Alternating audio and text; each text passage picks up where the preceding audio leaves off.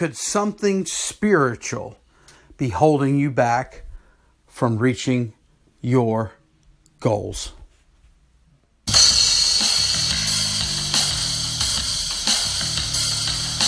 This is the 365 Days of Multi-Level Marketing Journey to Freedom podcast with Rome Batchelor, where Rome shares his daily journey from down and out to total financial freedom in 1 year, along with pro tips, tricks, strategies, and tools to help you join in on the journey. Now, here's Rome with today's Journey to Financial Freedom podcast.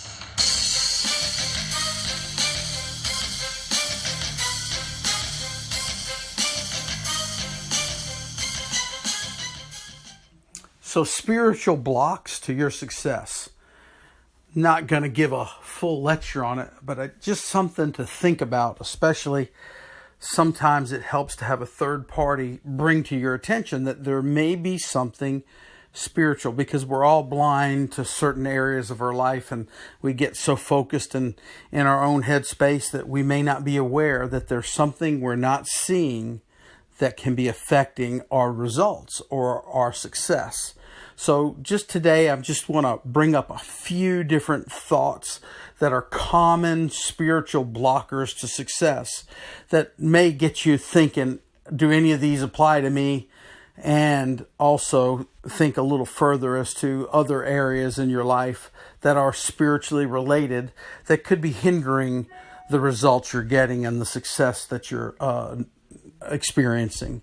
So number one is, are you going forward in your business with a greedy mindset? Are you going in this with what you're going to get only, or are you servant minded? Are you, what can I do for others? Are you playing in such a way that others are getting the communication that you care about them and their success, that you're not using them, but you're actually in here to help them succeed either as much or even greater than your own success?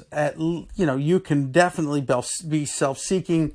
You can definitely have goals. No one gets in business to give it all away. Everyone gets in business to make an income, because that's how we feed ourselves. That's how we, if it was all about everyone else, then you'd give away your paycheck every week and starve to death. So there has to be some self-seeking motive to a healthy point.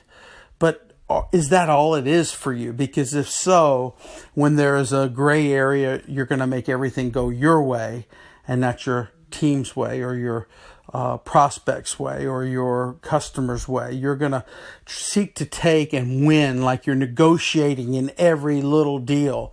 And that's ugly. It comes across bad. And people, you can basically win the dime and lose the dollar. You can win the dime and lose the dollar because of greed, because this is a business of recurring income. So it's not just what the money is today. It's that customer or that downline could lead to orders for the next decade or more. And if you're really doing it right, many of those people will lead to referrals and referrals and referrals, or team members and team members and team members that can eventually lead to tens of thousands of people that you lost because you were selfish, greedy, and a jerk to one person that you didn't realize their value, that 2 years later they were going to lose their job and put in 25 people that led to 10,000, and you're reaping what you sowed because you were too worried about the short-term dollar. So that's one landmine, if you will, spiritual landmine. Another common one is an attitude of defeat, that you're a victim, that you talk about your problems to your team. An old upline used to tell me that your downline don't care, that half of your downline don't care about your problems, and the other half are glad you have them.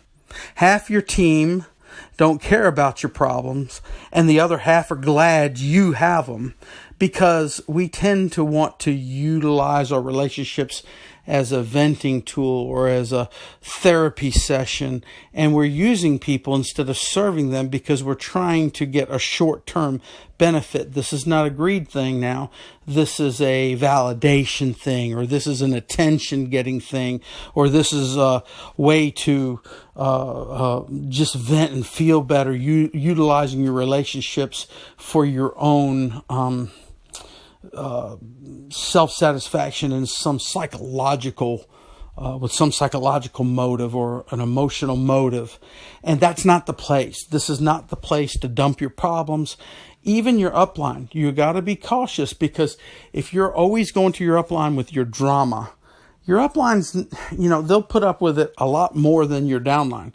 And they are concerned about you, and they do want you to share what's going on in your world if they are a good upline, so that they can help you get the victory over it. Sometimes they have good advice. Sometimes they're willing to be a listening ear. But if you abuse it too much, if that's what it's about, they're going to quit answering the phone for you, because they're looking for people who want to get out of the drama and get to the victory, not people who keep having it and keep having it, keep having it. See, the more you talk about it, here's another spiritual issue. The more you talk about your drama, the more you attract more drama. It's the law of attraction, because your words tend to set you up for more. Whatever you pay attention to, you attract more of. Whatever you focus on, you attract more of. Does that mean you have to always be, in denial? Does that mean you can't ever talk? No, that's ridiculous too, because that's pie in the sky. That's not common sense, really. Some people take positivity too far to where it's unrealistic. There is time to communicate. There is time to address. There is time to vent to a friend. However, that can't be your primary, what you're known for. You need to be known for being motivated, uplifting, positive, and caring, and moving forward and achieving a winner. Because people want to be around a winning environment. And if you're dumping, that's not a winning environment, and you're going to repel people. So not only are you going to be attracting what you're talking about, but you'll also, in a spiritual way, but also in a personal way, people want to be around people who are getting victory, not people who have drama. So you'll repel people, and your team will shrink. It won't grow. So think about this from another spiritual landmine. And one more I want to address is forgiveness and unforgiveness and resentment and not dealing with it. So it's very important that we unburden ourselves. See, sometimes, even if it's totally unrelated to people you're in business with, sometimes there's a resentment, sometimes there's unforgiveness. And these things are like heavy boulders that keep us from moving forward in life. Literally, it's almost, in some cases I have seen, it's almost impossible to achieve a breakthrough in one area when you've got unforgiveness, bitterness, resentment in another area. So if you have something, even if it's justified, there is a time when the damage someone did to you, holding onto it, is continuing the damage forever. So you're allowing them to destroy you forever rather than just for a period of time, or even destroy you further, because that bitterness, that unforgiveness will keep you from victory in other areas of your life forever. So you are totally defeated by that circumstance because you can't get on your knees and ask God to help you forgive that person. And here's the key to forgiveness. The key to forgiveness is to do good to those. Jesus said, do good to those. And the action of blessing those people that harmed you, even if you just can't even stand the thought of that, if you think that's ridiculous, tells your spirit, tells your unconscious mind, tells yourself that you are serious about letting go and forgiving. But if you just choose, I can't forgive them for some reason, it's because you haven't done the second part that Jesus said do. Go bless those people. Go do good to those people. Find a way, either openly or in a private way that they don't even know. And when I say open, I don't mean let the world see it. I mean, you might do it anonymously so they don't know you were the one that blessed them. Or you may do it openly. But I don't care what it was. It's more tragic than anything to let it destroy you in every area of your life forever than it is to give yourself permission to forgive them anyway. The other thought on forgiveness is to find some small area that you have a responsibility. Any area. You could be more responsible than them and you just can't see it because you're in denial. Or you may play a very small role, but in some level, at some point, AA has got the best solution for this. You got to find your part in the matter, because if you don't take any responsibility in it, then you don't have the ability to respond to it. If you don't take any responsibility for the thing that happened at all, then you won't have the ability to respond to it and let go of it. You have to take some part, even if it means I should have forgiven this a long time ago. That's my part. Even if it's something that happened to you as a child, you can say, I should have addressed this. Maybe I couldn't have control. Maybe I didn't play a part in the happening, but maybe I'm playing a part in the overall tragedy by holding on to it this long. And now I need to take responsibility for that lack of the right action and fix it from here on out. So I can heal, whether the other person heals or not. I have to forgive them so I can move forward. And that, it doesn't matter what they did, but do you want them to damage you even further, or do you want to move on and have victory in your life?